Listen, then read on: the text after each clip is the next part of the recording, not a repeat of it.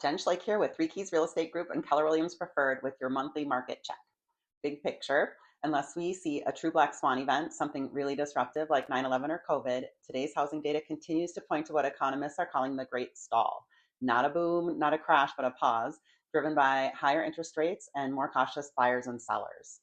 At the national level, higher mortgage rates have clearly changed behavior. Buyers are far more payment sensitive, and many sellers are hesitant to give up the low rates they locked in a few years ago. But demand has not disappeared, it's just become more disciplined and more selective. Nationally, home price growth has cooled into the low single digits, roughly 2 to 3%, which is important because that's right around inflation. That means in many markets, home values today are essentially keeping pace with the cost of living. So let's bring it in and take a look at what's happening in Minnesota. As always, real estate is hyper local, so let's bring it home. Across Minnesota, prices are up modestly year over year, again about 2 to 3%, tracking closely with inflation. In the Twin Cities metro, median home prices are hovering around $400,000 and have continued to edge up compared to last year. Inventory in the metro remains relatively tight, with roughly 2.5 to 3 months of supply, which still leans seller favorable, even though the pace of the market is far calmer than it was a few years ago. Outside the metro in greater Minnesota, inventory is generally higher and demand more dispersed. So that creates more variability, more negotiating room in some areas, but also greater sensitivity to pricing, condition, and location. So the bottom line is this: Twin Cities, strong demand plus limited supply equals stability and modest price growth. Greater Minnesota, higher inventory and uneven demand create more variation with more leverage for prepared buyers, but less margin for pricing error. So let's talk about the mortgage rates. Mortgage rates remain elevated, but relatively stable. So current pricing shows 30-year fixed conventional rates in the low to mid 6% range, depending on credit profile, down payment, and loan type. So rates at this level are a major reason we're seeing slower activity. Payments matter, affordability matters, and underwriting remains conservative. So rates aren't shutting the market down, but they are keeping it very selective. So what does this mean for buyers?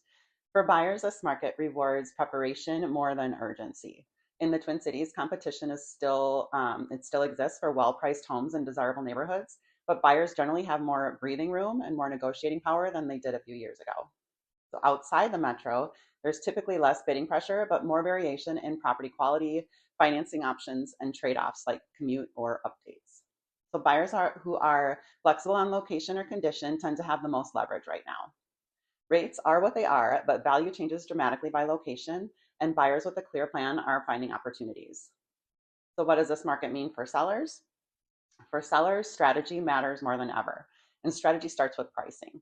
In the Twin Cities, homes that are priced realistically, staged well, and marketed properly are still selling. Greater Minnesota results vary more widely. Homes in desirable locations or with updates continue to attract buyers, while overpriced listings tend to linger. Across the state, overpricing remains the single biggest risk. This is not a list and wait market, it's a market that rewards understanding your specific micro market. What does this mean for investors? For investors, this is a disciplined environment.